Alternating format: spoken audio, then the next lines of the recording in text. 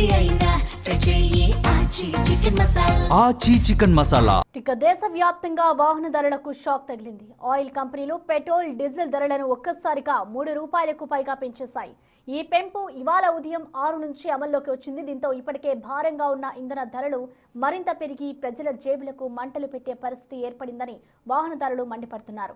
చమురు ధరలు పెరగడంతో రవాణా ఖర్చులు పెరిగి నిత్యావసర సరుకులపైన కూడా భారం పడే అవకాశం ఉందంటున్నారు. అన్ని రాష్ట్రాల్లో ఎలక్షన్ పూర్తయిన తర్వాత పక్కా ప్లాన్ ప్రకారమే ఆయిల్ ధరలు పెంచారని వాపోతున్నారు.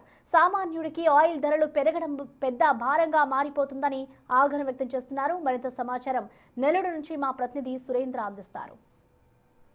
డీజిల్ ధరలు పెరిగాయి. నేటి ఉదయం నుంచే పెరిగిన ధరలతో పెట్రోల్ బంకుల్లో డిస్ప్లే బోర్డు పైన కనిపిస్తూ ఉంది. పెట్రోల్ పైన ₹3.24, డీజిల్ పైన ₹3.15 పెరగడం జరిగింది. పెట్రోల్ డీజిల్ ఏదైతే ఉందో డీజిల్ ₹100.99, అదేవిధంగా పెట్రోల్ ₹113.38. ఆ యొక్క పెరిగినటువంటి పెట్రోల్ డీజిల్ ఈరోజు ఉదయంతో అమల్లోకి రావడంతో అన్ని పెట్రోల్ బంకుల్లో కూడా ఇదే విధంగా డిస్ప్లే బోర్డు మీద కూడా కనిపిస్తూ ఉంది. దాంతోపాటు కూడా ప్రజలంతా కూడా ఈ పెట్రోల్ డీజిల్ పెరగడం పైన కొంత అసహనం అయితే వ్యక్తం చేస్తున్నట్టుంది. కొంతమంది పబ్లిక్తో కూడా ఒకసారి మాట్లాడేటువంటి ప్రయత్నం చేద్దాం. సార్, ఒకసారిగా పెట్రోల్ డీజిల్ పైన ₹3 పైన పెంచడం జరిగింది. పెరిగినటువంటి పెట్రోల్ డీజిల్ పైన ఏమంటారు? కేంద్ర ప్రభుత్వ పరిపాలన చూస్తుంటే ఎలా ఉందంటే 5 రాష్ట్రాల ఎన్నికలు జరిగినాయి. యుద్ధం 6 నెలల నుంచి జరుగుతుంది. నీకు నిజంగా పెంచాలి, ఈ దేశ జీడిపి బాగలేదు, పరిస్థితి ఇబ్బంది అనుకుంటే నువ్వు ఎలక్షన్ ముందే పెంచుండొచ్చు కదా. మరి ఎలక్షన్ తర్వాత పెంచడం ఏంటి?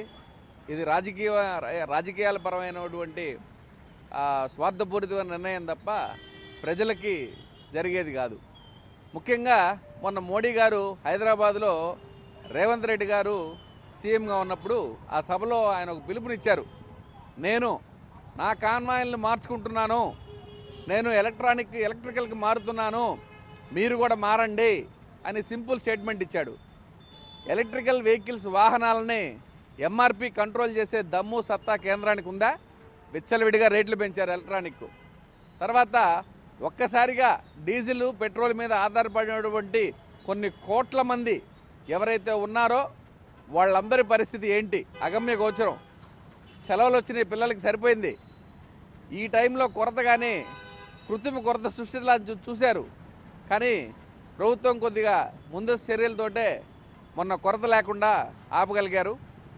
అలాగే రేపు విపత్తు రాబోతుంది.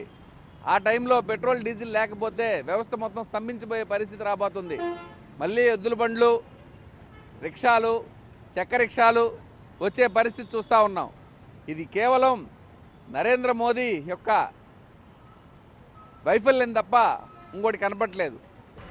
పెట్రోల్, డీజిల్ మీద పెరగడం అంటే నాకు మాత్రం చాలా భారంగా అవుద్ది.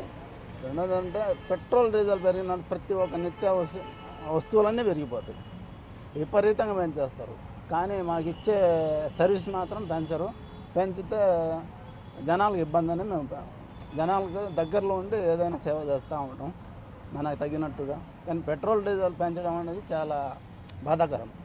పెట్రోల్, డీజిల్ పెంచాల్సి వచ్చిందని చెప్పి ప్రభుత్వాలు చెప్తున్నప్పటికీ అయితే ప్రజల మటుకు ఈ యొక్క పెరిగినటువంటి పెట్రోల్, డీజిల్తో ఇప్పటికే ఉన్నటువంటి ధరలతో సతమతం అవుతున్నాం. ఇంకా పెంచడం వల్ల కూడా ఇంకా అనేక ఇబ్బందులు ఏర్పడేటువంటి అవకాశం ఉంది. కానీ ఈ పెట్రోల్, డీజిల్ ఒక్కసారిగా ఎన్నికలు ముగిసిన తర్వాత పెట్రోల్, డీజిల్ పెంచడం పైన కూడా ఆగ్రహం వ్యక్తం చేస్తున్నటువంటి పరిస్థితి ఉంది. అయితే మొత్తం మీద ఈ పెరిగినటువంటి పెట్రోల్, డీజిల్ని ప్రజలైతే స్వాగతిస్తున్నటువంటి పరిస్థితి లేదు. వీడియో జర్నలిస్ట్ మనోజ్తో సురేంద్ర, బిగ్ టీవీ, నెల్లూరు నుంచి.